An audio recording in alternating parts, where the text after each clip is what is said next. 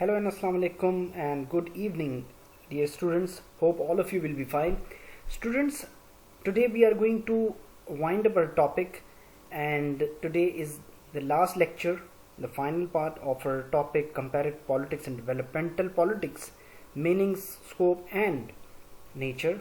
So let's start our topic, comparative politics. So students, last time हमने बात की developmental phase of political the comparative politics. अब जब हम फेजेस की बात करते हैं तो उन्हीं फेजेस में there are certain elements which take place जो कि जिनकी इमर्जेंस हुई, और फेजेस के साथ साथ उन कॉन्सेप्ट को भी जो है वो स्टडी करना शुरू किया। दुनिया ने वर्ल्ड पॉलिटिक्स को अंडरस्टैंड करना शुरू किया। लेकिन अंडरस्टैंड जब आप किसी चीज़ को करते हो तो आपके पास कुछ देयर आर सर्टन वेज, कुछ तरीके हैं, कुछ पैटर्न्स हैं या कुछ टेक्निक्स हैं जिनको इस्तेमाल करते हुए आप उन कंपैरेटिव पॉलिटिक्स को समझते हो। आज हम उन्हीं में से कुछ इम्पॉर्टेंट एलिमेंट्स को डिस्कस करेंगे। और सबसे पहले एनालिटिकल एंड एम्पिरिकल इन्वेस्टिगेशन। अब जब एक सिस्टम या एक आपके पास सब्जेक्ट डेवलप हो जाता है या सब्जेक्ट की इमर्जेंस हो जाती है, तो अब हमें ये पता होना चाहिए कि हमने उस सब्जेक्ट को किस तरीके से लेकर चलना है, किस तरीके से उसको समझना है, अंडरस्टैंड करना है। तो कंपैरेटिव पॉलिटिक्स में जो चीज़ सामने आती है, इसको जब आप इसके साथ आप इंगेज होते हो सब्जेक्ट के साथ, एनालिटिकल एंड एम्पिरिकल इन्वेस्टिगेशन। अब ये क्या कॉन्सेप्ट है, इसको ज़रा समझ लीजिए। Based on observation and documentation. ये याद रखिए, जब भी आप कंपैरेटिव पॉलिटिक्स को समझते हो तो ये हमेशा ऑब्जर्वेशन और डॉक्यूमेंटेशन पर बिलीव रखता है। कंपैरेटिव पॉलिटिक्स में मैंने आपको बताया था कि हम कंपैरिजन करते हैं सिस्टम का, गवर्नमेंट का, या जो आपके पास एक पूरा निज़ाम चल रहा होता है, सियासी निज़ाम, अपने निज़ाम को किसी दूसरे निज़ाम के साथ जब आप कंपैरिजन कर रहे होते हो तो that is what we called in a lighter mode comparative politics. अब जाहिर बात है कि इसको जब आप कंपैरिजन करोगे तो इसमें आपके पास ऑब्जर्वेशन भी आती है और डॉक्यूमेंटेशन भी आती है। मींस सबसे पहले आपने जो है ऑब्जर्व किया, अपने निज़ाम में सक्सेस देखा, फेलियर देखा, और उसके बाद आपने उसकी प्रॉपर डॉक्यूमेंटेशन की। डॉक्यूमेंटेशन करने के बाद आपके एक हार्ड फॉर्म में आपके पास डॉक्यूमेंट आ जाते हैं जो कि इन 21st सेंचुरी मीडिया के पास भी शेयर हो जाती हैं, और इसके अलावा एक प्रूफ भी, जस्टिफिकेशन के लिए आपके पास वो डॉक्यूमेंट्स रहते हैं। और उन्हीं ऑब्जर्वेशन और डॉक्यूमेंटेशन की बेस पर आप देखते हो कि स्टेट बी जो है वो क्यों हम इतना ज़्यादा तरक्की कर रहा है, रादर कि हमारे स्टेट में इतनी कॉम्प्लिकेशन क्यों है, किन वजूहात की बिना पर है। तो जब आप कंपैरिजन करते हो तो वो तमाम कंपैरिजन आपका ऑब्जर्वेशन और डॉक्यूमेंटेशन पर बेस्ड होता है। इसके अलावा to clear up multiple gaps in political field, बहुत इंपॉर्टेंट है कि जब हम एनालिटिकल और एम्पिरिकल इन्वेस्टिगेशन करते हैं to understand the comparative politics, और यहाँ पर आपके पास जो सेंटेंस दिया गया है, to clear up multiple gaps in political field. अब जाहिर बात है कि जब सक्सेस और फेलियर्स की बात करते हैं निज़ाम में, पॉलिटिकल सिस्टम में, तो वहाँ पर आप जो है वो मल्टीपल गैप्स को देखते हैं कि भाई पॉलिटिक्स में वो कौन कौन से गैप्स हैं जिनकी वजह से हमें ये फेलियर देखना पड़ रहा है। उन गैप्स को क्लियर करने के लिए आप जो हैं कंपैरेटिव पॉलिटिक्स का सहारा लेते हैं। लेकिन आपको पता कैसे चलेगा, आपको पता इस तरह चलेगा इन गैप्स के बारे में जब आप एनालिटिकल और एम्पिरिकल इन्वेस्टिगेशन करोगे। मीन्स के उसमें ऑब्जर्वेशंस भी होंगी, डॉक्यूमेंटेशंस भी होंगी, उसमें आपका सर्वेज भी होंगे, आप मुख्तलिफ लोगों से जो है वो इंटरव्यू भी करोगे। तो इन तमाम टूल्स को यूज़ करते हुए अंडर द फ्रेमवर्क ऑफ या अंडर द लाइन ऑफ या under the shadow of analytical and empirical investigation आप इन गैप्स को क्लियर अप करने की कोशिश करोगे। Further to evaluate how well governments perform without some baseline for comparison, what should government be doing? अब होता यह है कि आपके मुल्क में एक निज़ाम चल रहा है या आपके मुल्क में गवर्नमेंट काम कर रही होती है, लेकिन हम ये देखते हैं कि हमारे मुल्क में थोड़ी सी कॉम्प्लिकेशन है, सिस्टम आपका सही काम नहीं कर रहा होता, समटाइम्स इस तरह की कॉम्प्लिकेशन आ जाती हैं। तो आप कंपैरेटिव पॉलिटिक्स को जब आप स्टडी करते हो तो कंपैरेटिव पॉलिटिक्स हमें बताता है कि गवर्नमेंट का क्या क्राइटेरिया है, क्या गवर्नमेंट सक्सेसफुल रही, क्या गवर्नमेंट जो है उसका जो है वो टेन्योर वो सक्सेसफुल गुजरा, या जो अभी प्रेजेंट गवर्नमेंट चल रही होती है एक मुल्क में वो किस किस्म का काम कर रही है, क्या गवर्नमेंट ठीक चल रही है, उसका डायरेक्शन ठीक है।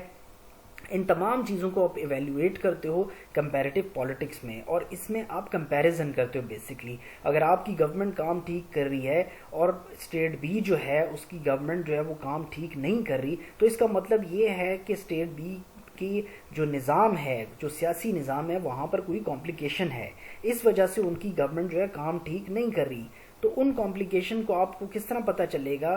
पता आपको तब चलेगा जब आप उनका निज़ाम जो है उसको पढ़ोगे, अंडरस्टैंड करोगे, और फिर अपने निज़ाम के जो पॉलिटिकल सिस्टम है या पॉलिटिकल जो रेगुलेशंस हैं आप उनके साथ इसको कंपैरिजन करोगे। जब कंपैरिजन करोगे देन हमें पता चलेगा कि स्टेट बी इतना, हम क्यों कहते हैं कि वो एक फेल्ड स्टेट है। Further philosophical and theological approaches for gaining intelligence. अब ये याद रखिए कि कंपैरेटिव पॉलिटिक्स में जो है थ्योरीज को और फिलोसॉफिकल जो आइडियाज़ हैं उसको बहुत फोकस किया जाता है। खैर दैट इज़ अनदर व्यू कि जब आप हायर लेवल पर पढ़ते हो तो वहाँ फिर फिलॉसफी को यूज़ किया जाता है जिसको कहते हैं पॉलिटिकल फिलॉसफी या पॉलिटिकल साइकोलॉजी। और देन आप जो आपका थियोरेटिकल फ्रेमवर्क है या फिर जो आपकी अप्रोचेज होती हैं डिफरेंट, उसको भी यूज़ किया जाता है to study comparative politics within the framework of analytical and empirical investigation. आपके पास फॉर एग्जांपल डिफरेंट अप्रोचेज हैं जिसमें अप्रोच आप रियलिस्टिक अप्रोच है, लिबरलिस्टिक अप्रोच है, लिबरलिज्म है। इसके अलावा आपके पास मर्केंटाइलिस्ट या मर्केंटाइलिज्म था 1600 में जो कि ब्रिटेन में बहुत यूज़ हुआ। ये तमाम थ्योरीज हैं। फिर नेशनलिज्म है, फिर कॉन्सेप्ट आ जाते हैं, बैलेंस ऑफ पावर है आपके पास। तो आप जब किसी चीज़ को पढ़ते हो तो आप फिलोसॉफिकल और जो उसका थ्योरेटिकल फ्रेमवर्क है, जो अप्रोचेज हैं डिफरेंट चीज़ पर अप्लाई करके फिर आपको रिजल्ट मिलता है। फॉर एग्जांपल एक मुल्क में, let's take an example of Germany. Germany में एक लीडर आया जिसका नाम है एडोल्फ हिटलर। अब जो एडोल्फ हिटलर है वो बेसिकली जो है वो कौन था? वो डिक्टेटर था, मिलिट्री से बिलोंग करता था। तो उसकी जो है अप्रोच रियलिस्टिक अप्रोच थी। अब हम ये कह सकते हैं कि जब आप हिटलर को किसी भी दूसरे मुल्क से कंपैरिजन करोगे तो आपको पता चलेगा कि हिटलर की साइकोलॉजी जो है वो बहुत हार्श थी, हार्ड साइकोलॉजी थी, क्रूएलिटी बहुत ज़्यादा थी। और उसने जो अप्रोच यूज़ की थी, क्योंकि उसने अपने मुल्क को जो है वो बेहतर बनाना था और इसके लिए उसने कहा था कि हमें जो भी करना पड़े हम करेंगे, whether we should go for the war, तो हम वॉर पर भी जाएंगे। तो जो रियलिस्ट माइंडसेट है वो रियलिस्ट जो रियलिटी है उस पर बिलीव रखता है, और नेशनल इंटरेस्ट उनके लिए बहुत फेमस, बहुत कॉमन है। तो इस वजह से हमने देखा कि दोनों चीज़ें हमारे सामने आ गई। थ्योरी का भी यूज़ हो गया, साइकोलॉजी या फिलोसॉफिकल बैकग्राउंड भी आ गया, और जब आप इन दोनों को स्टडी किया तो हमें पता चला हिटलर की क्या क्वालिटीज़ थी या हिटलर का क्या उसके साथ इतने इश्यूज थे जिसकी वजह से दुनिया ने जो है वो सेकेंड वर्ल्ड वॉर भी देखी, और फर्स्ट वर्ल्ड वॉर में भी उसका बहुत जो है उसका आइडिया और उसका एक आइडेंटिकल रोल रहा है। तो ये बेसिकली एनालिटिकल एम्पेरिकल जो इन्वेस्टिगेशन है उसका आपके पास एक क्लू है कि जब whenever you want to provide your analysis within the framework of this subject comparative politics, तो फिर आपको इसमें जब एनालिटिकल एम्पेरिकल इन्वेस्टिगेशन जब आप करोगे, जिसमें आपके साथ ये तमाम फील्ड्स मैंने डिस्कस की, देन लोग जो हैं वो आसानी के साथ इसको जो है गो थ्रू कर लेते हैं। दूसरा तरीका या सेकंड वे कंपैरेटिव पॉलिटिक्स को समझने के लिए और अपने निज़ाम को और अपनी गवर्नमेंट को समझने के लिए वो ये है जो हमें प्रोवाइड करता है, that is study about government and it's political system respectively. दोनों को हम स्टडी करते हैं। आप गवर्नमेंट को भी स्टडी करोगे, पॉलिटिकल सिस्टम को भी स्टडी करोगे। As Blondel says structures of government exist, they have to exist because this is the way in which tension is reduced and delayed, and thereby tension decreases and polity is maintained. अब देखिए author आपको कह रहा है कि जो government का जो स्ट्रक्चर है वो तो एग्जिस्ट करता है, और वो एग्जिस्ट इस वजह से भी करता है कि देखिए अगर आपके पास गवर्नमेंट नहीं होगी तो टेंशन बढ़ेगी, प्रॉब्लम बढ़ेगा, इश्यूज बढ़ेंगे, और जब प्रॉब्लम्स और इश्यूज बढ़ते हैं तो आपके पास सोल्यूशन नहीं आता, और सोल्यूशन नहीं आएगा तो एनार्की आएगी, एनार्की आएगी तो आपके मुल्क में डिस्टर्बेंस आएगी। लेकिन क्योंकि गवर्नमेंट आपकी काम कर रही है तो इसका मतलब आपके पास सिस्टम भी रेगुलेट हो रहा है। सिस्टम जो है वो रेगुलेट करने के लिए गवर्नमेंट होती है, क्योंकि जब गवर्नमेंट आएगी तो इससे टेंशन जो है between different sets of life, मुख्तलिफ जिंदगी के तबकात में जो टेंशन है वो रिड्यूस हो जाएगी। फर्दर आप देखिए, but structure changes gradually and in a complex fashion. ये याद रखिए कि जो निज़ाम है, जो स्ट्रक्चर होता है, वो इतनी आसानी के साथ चेंज नहीं होता, क्योंकि कॉम्प्लेक्सिटी बहुत ज़्यादा है। जिस यहाँ पर आपके पास एक टर्म कॉम्प्लेक्स फैशन का बात की गई है, इसका मतलब है कि स्ट्रक्चर जो है वो ग्रेजुअली चेंज होता है। किसी भी मुल्क का, पूरी दुनिया में आप अगर निज़ाम स्टडी कर लें, चाहे वो स्ट्रक्चर है या पॉलिटिकल सिस्टम या गवर्नमेंट, तो ये इसमें जो चेंजेस आएंगी वो ग्रेजुअल चेंज होता है, वो ऑल ऑफ सडन चेंज नहीं आता। और इसी वजह से कहा जाता है, मैं अब इसका कंक्लूजन कर रहा हूँ, कि जब भी आप अगर इसको पढ़ना चाहते हो कि जो स्ट्रक्चर है वो ग्रेजुअल चेंज होता है, तो इसके लिए हमें जो है वो लॉ को पढ़ना पड़ेगा, कि लॉ जो है वो तमाम चीज़ों को ऑपरेट कर रहा होता है। बेसिकली एक मुल्क में लॉ नहीं है तो आपका ना तो निज़ाम सही तरीके से काम करेगा और ना ही आपकी गवर्नमेंट चल सकती है in the absence of law. इसीलिए कहा जाता है कि सम टाइम्स कि आपने सुना होगा कि गवर्नमेंट एग्जिस्ट कर रही है लेकिन मुल्क में अनार्की है।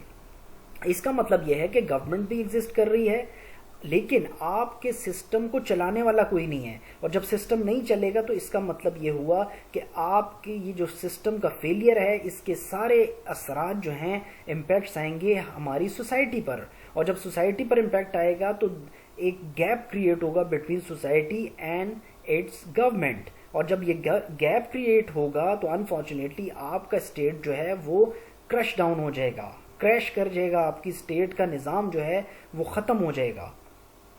तो इसी वजह से कहा जाता है कि आपको ज़्यादा से ज़्यादा कोशिश ही करनी चाहिए बाय स्टडिंग कंपैरेटिव पॉलिटिक्स, और जब आप इसके इंफ्रास्ट्रक्चर का जब कंपैरिजन मुआवजा करते हैं किसी दूसरे मुल्क के साथ, तो हमारे माइंड में बहुत सारी, हमारे सामने बहुत सी स्टेट्स आती हैं, well developed state, first world countries हमारे पास आती हैं, और उनका निज़ाम इसी वजह से सही मेंटेन हुआ है बिकॉज गवर्नमेंट जो है वो अपना रोल प्ले कर रही है, निज़ाम जो पॉलिटिकल सिस्टम है वो भी बड़ी खूबसूरत तरीके से काम कर रहा है, और वहाँ पर जो है कॉम्प्लेक्सिटी बहुत कम है, मीन्स के इश्यूज, प्रॉब्लम्स बहुत कम हैं। That is what mean by the study of infrastructure within the framework of comparative politics. Dear students, अब जो थर्ड पार्ट आपके पास है, या थर्ड जो आपके पास एक वे है understand the comparative politics, emphasize on the study of developing societies. Comparative politics must include all governments along with their infrastructures. Comparative politics में तमाम चीज़ों को शामिल करना चाहिए जो कि हैं गवर्नमेंट के साथ उनका जो अपना स्ट्रक्चर है उनको भी स्टडी किया जाता है और स्टडी करना चाहिए। For example European and American governments, Afro Asian and Latin American world. अब देखिए, जब हम कंपैरेटिव पॉलिटिक्स पढ़ते हैं तो इन तमाम चीज़ों के बारे में हम स्टडी करते हैं। आप यूरोप को भी पढ़ते हो, आप अमेरिकन कॉन्टिनेंट को भी पढ़ोगे, आप अफ्रीकन रीजन को भी पढ़ोगे, आप एशियन रीजन को भी पढ़ते हैं, और लैटिन अमेरिका की भी बात होती है। अगरचे कि लैटिन अमेरिका जो है इसका कॉन्सेप्ट थोड़ा सा काफ़ी पुराना है, अनफॉर्चुनेटली हम इसके साथ आज भी कंपैरिजन करते हैं कि उस वक्त हालात वाक़यात कैसे थे और किस तरीके से उस जो है पॉलिटिक्स रेगुलेट हो रही थी, और फिर हमें पता चलता है कि there is a clear cut difference, और डिफरेंसेस बहुत से हो सकते हैं। तो जब आप कंपैरेटिव पॉलिटिक्स पढ़ते हो, क्योंकि कंपैरिजन की बात आती है तो फर्स्ट वर्ल्ड का थर्ड वर्ल्ड कंट्रीज से भी कंपैरिजन किया जा रहा होता है। बहुत से समटाइम्स ऐसे इश्यूज आ जाते हैं कि अक्सर ऐसा होता है कि कुछ ऐसी चीज़ें रेगुलेट हो रही होती हैं जो फर्स्ट वर्ल्ड कंट्रीज़ में नहीं बल्कि थर्ड वर्ल्ड कंट्रीज़ में आपको नज़र आती हैं, चाहे वो कल्चरल पॉइंट ऑफ व्यू से हो, चाहे वो पॉलिटिकल पॉइंट ऑफ व्यू से हो, या व्हाट एवर। तो इसी वजह से जब कंपैरेटिव पॉलिटिक्स पढ़ते हैं तो हमें पता चलता है कि हमने इन रीजन्स को भी पढ़ना है, गवर्नमेंट्स को भी पढ़ना है, उनका इंफ्रास्ट्रक्चर्स को भी देखना है, और फिर further comparative politics is significant due to the study of politics of developing societies both for the reason of making this a subject of universal study and for building theories and models. बिल्कुल ऐसा ही है। Comparative politics जो है ये एक पहलू से इसलिए भी ज़रूरी है, इम्पॉर्टेंट है, बिकॉज इसमें हम डेवलपिंग सोसाइटीज़ के बारे में पढ़ते हैं। जो फर्स्ट वर्ल्ड कंट्रीज़ हैं या उनकी जो सोसाइटीज़ हैं वो इतनी फास्ट ग्रोइंग सोसाइटीज़ क्यों हैं, क्या वजह है, कौन से रीजंस हैं, कॉजेज़ हैं, इन तमाम चीज़ों का फिर कंपैरिजन किया जाता है। और यही चीज़ें जो हैं वो एक यूनिवर्सल सब्जेक्ट बनाती हैं कंपैरेटिव पॉलिटिक्स को जब आप स्टडी करते हैं, और जिसमें आप थ्योरीज, हम many times we talked about theories भी इसमें आती हैं, थ्योरीज की बेस पे और मॉडल्स की बेस पर आप इसको काम करते हो। फॉर एग्जांपल कंपैरेटिव पॉलिटिक्स में थ्योरीज आपको बताई गई, आपके साथ डिस्कस भी हुआ। अब मॉडल्स की बात की जाए तो इसमें डेविड ईस्टन मॉडल बहुत फेमस है, और आलमंड मॉडल है, ये भी बहुत इंपॉर्टेंट है, इसको भी इंशाल्लाह हम कमिंग लेक्चर्स में स्टडी करेंगे। तो इन मॉडल्स का काम ही यही है कि जब आप इसको स्टडी करते हो तो फिर हमें पता चलता है कि सोसाइटीज़ को किस तरह रन करना है, और एक सोसाइटीज़ की क्या ड्यूटीज़ होती हैं, स्टेट की क्या ड्यूटी होती है, और आप किस तरीके से अपना जो निज़ाम है वो बेहतर कर सकते हो by making comparison between your state and the other state. Then democracy as a balanced development system for survival. At the end comparative politics कहता है कि एंड पे आपके पास जो सबसे इंपॉर्टेंट एलिमेंट आता है दैट इज डेमोक्रेसी, जो कि डेवलप होना चाहिए, क्योंकि अगर ये डेवलप नहीं होता और बैलेंस नहीं होता तो सिस्टम में प्रॉब्लम्स आएंगे। सिस्टम में प्रॉब्लम होगा तो सर्वाइवल नहीं हो सकेगा, ना सोसाइटी सर्वाइव कर सकेगी, ना आपकी गवर्नमेंट सर्वाइव कर सकेगी, और ना ही आपका जो मुल्क है, जो आपका स्टेट है, वो सर्वाइव कर सकेगा। तो इस हवाले से डेमोक्रेसी को भी बहुत इम्पॉर्टेंट जो है वो एक एज हासिल है। Number 4, focused on interdisciplinary approach. Comparative politics focused on interdisciplinary approach becomes complex in nature. Interdisciplinary approach कहते हैं, इंटर कहते हैं बिटवीन को, और डिसिप्लिन मीन्स सब्जेक्ट। ये एक ऐसा सब्जेक्ट है कंपैरेटिव पॉलिटिक्स का कि ये इंटरडिसिप्लिनरी होने की वजह से ये कॉम्प्लेक्स समटाइम्स बन जाता है, बिकॉज इसमें कॉम्प्लेक्सिटी बहुत ज़्यादा हो जाती है। उसकी वजह यह है कि writers have made more and more use of tools that have borrowed from the disciplines of sociology, psychology, economics, anthropology and even from natural sciences like biology. देखिए कंपैरेटिव पॉलिटिक्स जो है, क्योंकि फ्रॉम द फोर एंड एक जो analysis person होता है या तज्जियाकार जो होता है उसको फ्रॉम द फोर एंड सोचना पड़ता है एक बात को, वो कभी भी वन साइडेड व्यू नहीं देगा if you make an analysis. And being a student of international relations और पॉलिटिकल साइंस और एनी अदर सोशल साइंस, आपको फ्रॉम द फोर एंड सोचना पड़ता है, उसके बाद अपना एनालिसिस, अपनी सोच डेवलप करनी होती है। इसी वजह से कहा गया कि राइटर्स ने इसको इसलिए भी कॉम्प्लेक्सिटी का शिकार सब्जेक्ट कहा गया, थोड़ा सा डिफिकल्ट सब्जेक्ट कहा गया, बिकॉज इसमें जो है कुछ ऐसे टूल्स हैं जो आप सोशियोलॉजी से भी लेते हो, साइकोलॉजी से भी लेते हो। इन शॉर्ट, सिर्फ कंपैरेटिव पॉलिटिक्स या पॉलिटिक्स या इंटरनेशनल रिलेशंस में इन तमाम चीज़ों को पढ़ा जाता है। बायोलॉजी आप देख लीजिए तो इसमें इन्वायरमेंटल साइंसेज भी is the part of this. इंसानियत तो ऑलरेडी पार्ट है इसका, जो हम पॉलिटिकल साइंस या इंटरनेशनल रिलेशंस में पढ़ते हैं। और दूसरी जो नेचुरल साइंसेज, चाहे वो सिविक्स हैं, चाहे वो जो है वो मेडिसिन है, तो इन तमाम चीज़ों का कहीं ना कहीं से रिलेशन सोशल साइंसेज के साथ ज़रूर इन टच होता है। इसी वजह से इसको कहा जाता है इंटरडिसिप्लिनरी अप्रोच।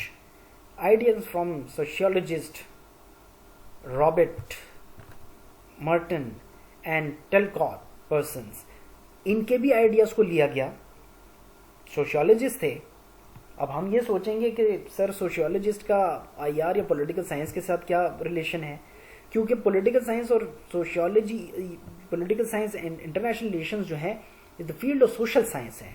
तो सोशियोलॉजी मीन्स सोसाइटी से निकला है, और सोशियोलॉजी सोसाइटी की तरफ आइडेंटिफिकेशन कर रहा है।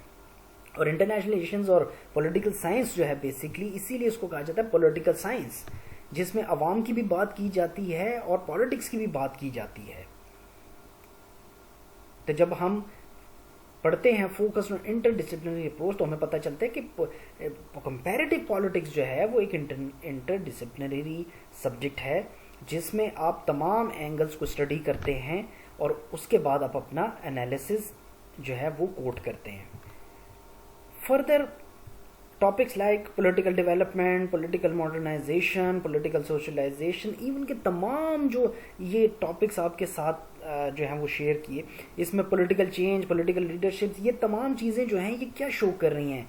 ये शो कर रही हैं कि पॉलिटिकल साइंस जो है वो अब एक ऐसा सब्जेक्ट बन चुका है जिसमें आप जो है वो सोशियोलॉजिकल एंड साइकोलॉजिकल जो एनालिसिस है वो आप इस्टेब्लिश करते हो, उसको आप बनाते हो, वो आप उसको जो है अपना माइंडसेट इनके थ्रू अपनी जो एनालिसिस है वो प्रेजेंट करते हैं. तो मीन्स के जो इंटरडिसिप्लिनरी अप्रोच कहा गया, तो फर्दर हायर लेवल पर भी जाके इसका मतलब ये हो गया कि एक ऐसा एडवांस टॉपिक है पॉलिटिकल साइंस या जो कंपैरेटिव पॉलिटिक्स है, इसमें आप तमाम चीज़ों को स्टडी करते हुए अपना एनालिसिस जो है वो कोट करते हैं, जिसमें आप जो है वो study of behaviour of government and the other political structures. अब तमाम चीज़ों, for example presidential form of government है, मोनार्की है या पार्लियामेंट्री फॉर्म ऑफ गवर्नमेंट है, तो मीन्स ये सारे निज़ाम हैं जिसको हम स्टडी करते हैं इस सब्जेक्ट में. फर्दर पॉलिटिकल डेवलपमेंट की बात होती है, तो जब पॉलिटिकल डेवलपमेंट की बात होगी तो सोशल मोबिलाइजेशन की भी बात होती है. पॉलिटिकल डेवलपमेंट के साथ आपको ये पता होना चाहिए कि सोशल डेवलपमेंट या सोशल मोबिलाइजेशन कितनी ज़रूरी है.